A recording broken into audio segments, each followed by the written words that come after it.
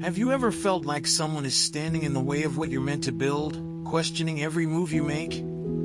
That's exactly what happened when Tattenai, the governor, sent a bold letter to King Darius about the temple reconstruction. On the surface, it seems like just bureaucracy, but the story in Ezra 05 hides a powerful secret about courage, faith, and standing on truth. Imagine facing opposition that could stop your dreams in an instant. What would you do? By diving into this chapter, you'll discover how strategic action, historical evidence, and unwavering faith can turn challenges into breakthroughs, even when the odds seem stacked against you. Then, let's read the chapter together. Now Haggai the prophet and Zechariah the prophet, a descendant of Iddo, prophesied to the Jews in Judah and Jerusalem in the name of the God of Israel, who was over them.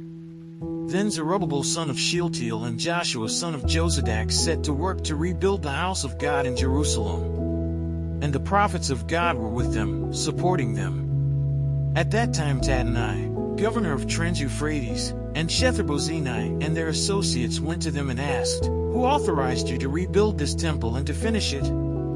They also asked, "What are the names of those who are constructing this building?" But the eye of their God was watching over the elders of the Jews, and they were not stopped until a report could go to Darius and his written reply be received. This is a copy of the letter that Tattenai, governor of Trans-Euphrates, and Shethar-Bozenai and their associates, the officials of Trans-Euphrates, sent to King Darius. The report they sent him read as follows. To King Darius, cordial greetings. The king should know that we went to the district of Judah, to the temple of the great God. The people are building it with large stones and placing the timbers in the walls. The work is being carried on with diligence and is making rapid progress under their direction. We questioned the elders and asked them, "Who authorized you to rebuild this temple and to finish it?"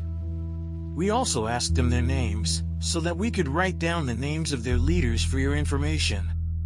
This is the answer they gave us.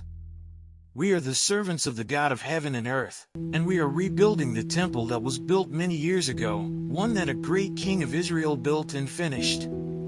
But because our ancestors angered the God of heaven, he gave them into the hands of Nebuchadnezzar the Chaldean, king of Babylon, who destroyed this temple and deported the people to Babylon. However, in the first year of Cyrus king of Babylon, King Cyrus issued a decree to rebuild this house of God. He even removed from the temple of Babylon the gold and silver articles of the house of God, which Nebuchadnezzar had taken from the temple in Jerusalem and brought to the temple in Babylon. Then King Cyrus gave them to a man named Sheshbazzar, whom he had appointed governor, and he told him, "Take these articles and go and deposit them in the temple in Jerusalem, and rebuild the house of God on its site."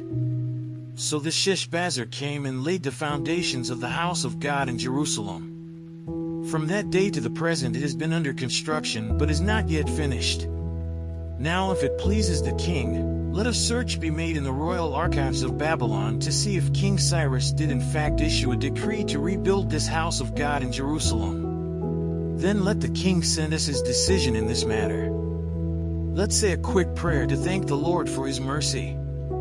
Hey God, thank you so much for the wisdom we've discovered today in your word.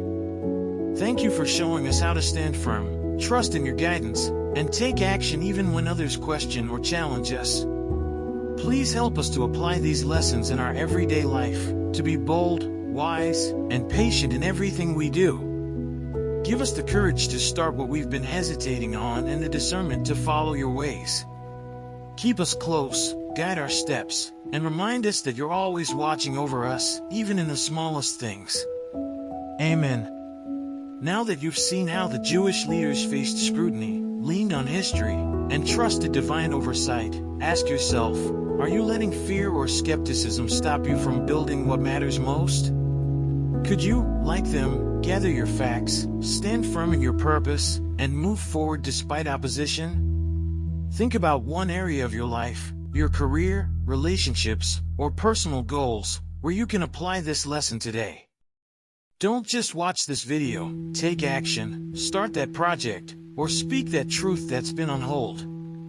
And if you're ready to keep growing and uncover more hidden insights in the Bible, Make sure to subscribe to the channel and turn on notifications. You don't want to miss what's coming next. And, as always, don't forget to check the last video and learn more about the scriptures.